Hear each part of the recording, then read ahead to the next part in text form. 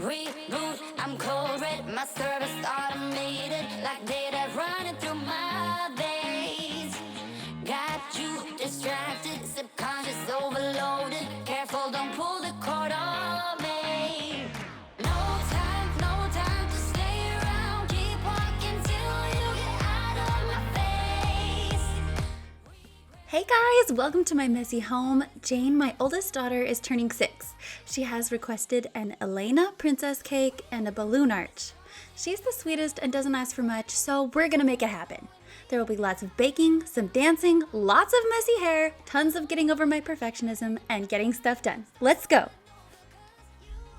Take my crown. I'll always be 10 feet off the ground. We are starting with a box cake mix, but the secret is that you add a stick of cream cheese. I learned this trick from Man About Cake here on YouTube, and if you need a channel to binge watch, I highly recommend. This just makes the cake a lot richer, and it's also much quicker than starting from scratch. I love to do that too, but sometimes you just don't have time. Can't take my crown.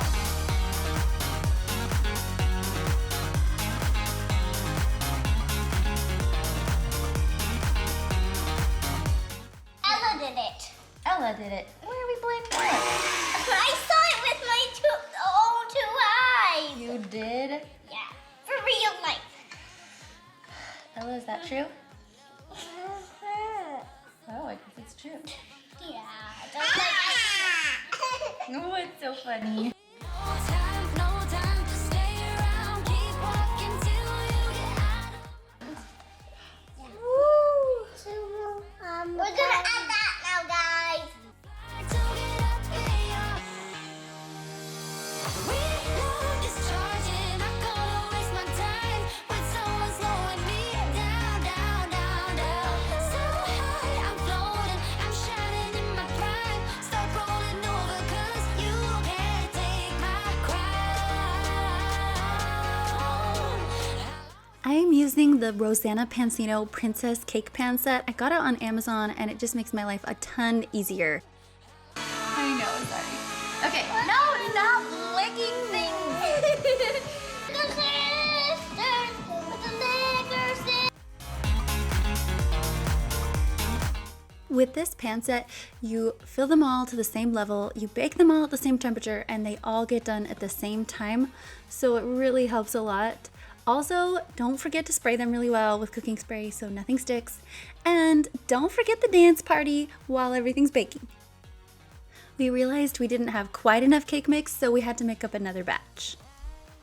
I won't waste my love on your heart. Sorry, 'cause I can't get what I want, and I don't need ya. Discharging, I can't waste my time with someone's. We are on to batch number 2. These cakes may not look very pretty when they come out, but they get the job done. And because they lifted so high, we get lots of cake straps to snack on, so it's a bonus. They look delicious. Cool.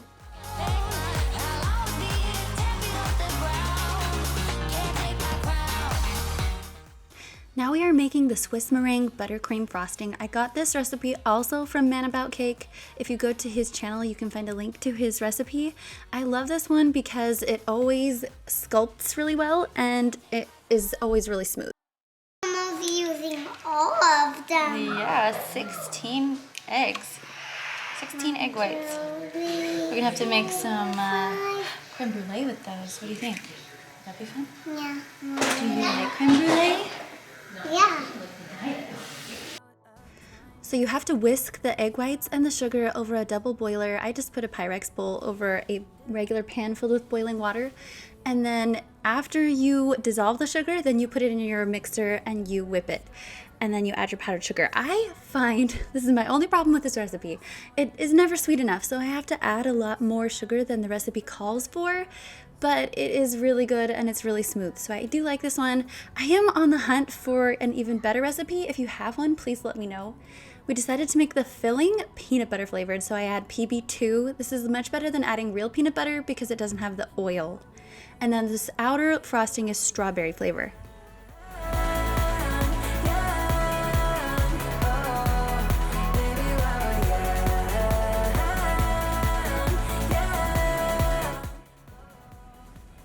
Now we start layering. You level each cake layer as you go, and I just use a bread knife and hold my elbow connected to my side to keep it steady. You add a thick layer of frosting, level that, then start on the next layer. I am obviously not a professional, so this video is mostly for entertainment purposes and to let you know that you are not alone in the mediocre homemade birthday cake category. Unless you're a pro, in which case you should carry on with your bad self. After they're all stacked, I use a bread knife to cut the darker outer layer off, and then we crumb coat it, stick the doll in, make sure you add some saran wrap or something to keep her hair up out of the frosting. I just use a couple layers of this, and then I can kind of shape it to stay up in the air. Now, I kind of want to change the subject for just a second. Can you guys share some of your mom wisdom on some of these things? My kids love baking with me, and it's something that we share, and I love them joining in. There are a lot of things I've learned to let go of being a mom, and one of those things is being okay with lowering some of my standards. That sounds appalling, but it allows me to not berate myself for all of the many more things that I have on my daily to-do list that just won't be able to be done to the same level as they would have if I didn't have kids.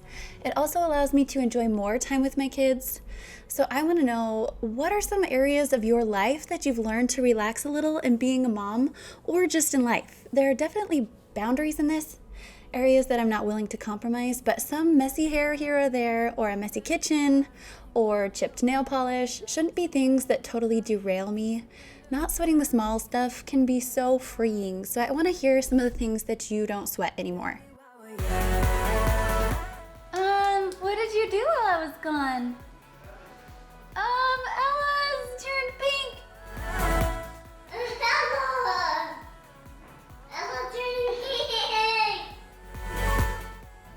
Well, that was a perfect example. I'm adding a second layer to the buttercream frosting now, this time in the colors that I want the final dress to be in. So I did as red as I could go with my food coloring that I had. It was really hard to find food coloring in this pandemic time. And then white for the middle of the dress, and then back in the fridge for another chill. Buttercream frosting works so much better after it's chilled. And now we're on to the fun part. So this is where we make the balloon arch. We did it in Elena's colors, so we did gold and red and kind of a maroon color. And this part is my favorite. My husband did come and help us. He is our balloon pro around here. But I have another video where I explain how to make a balloon arch. So if you do want to know how to do that, I will link that video right here. I'll put a card up in the corner. This is when we get the music blasting. And of course, as always, this is one of the kids' favorite parts, so we always get them involved. They helped us carry the balloons to the rugs. They wouldn't pop on the tile in case there was anything sharp down there. And this lovely man is my husband, Eric. We have been married for 7 years. He is incredible. And in case you haven't met us before, my name is Jessica, and our 3 little girls are Jane, Gwen, and Ella, and we have another little girl on the way, and we're so excited. It's gonna be the best.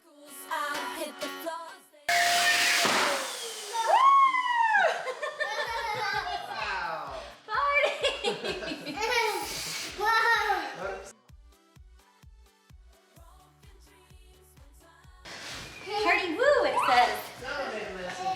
Oh yeah, I know. Did you like that? That was Ella. I didn't like it either.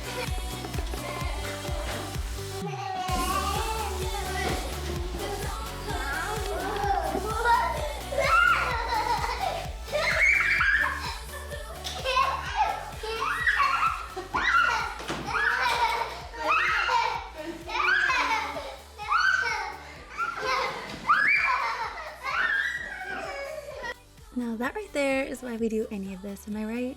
Just to see the ridiculous amount of laughter and pure joy that they get from the simplest things. It just makes me so happy. All right, so this part is where it really gets a hot mess. We're taking a scraper, so a cake scraper, but also I cut the lid of a Cool Whip container, and then I shape it to look kind of like a wave. And then that point in the middle is where I kind of carve out the pleats of the dress. You can make this sharper or more rounded to change the shape of the dress however you want to. And then I just took some piping tips and added some ruffles. And then we have the disco dust. So this is the glitter that I've got. I got it on Amazon, and honestly we needed a lot more. It didn't go where I planned on it going.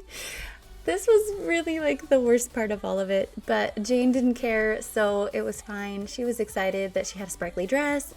And then the top, normally I would take more time to cool this and chill it and sculpt it better, but I was out of time. So I took a paintbrush and smoothed out the dress bodice, and then got rid of any excess glitter and got rid of excess frosting on the doll. And then we unwrapped her, cleared up the cake plate, which I would normally transfer it from that over to an actual cake tray, but I didn't have one that would work. So we're just gonna leave it and call it good. And then again, this is our balloon arch. If you want to see how to make that, I will link the video, but this part is so fast and so easy. If you have been intimidated by making one of these, please don't. They're so easy. And if you click on that video, it's super easy, but that's if you want to. If not, just enjoy this clip of this thing growing bigger and bigger and bigger.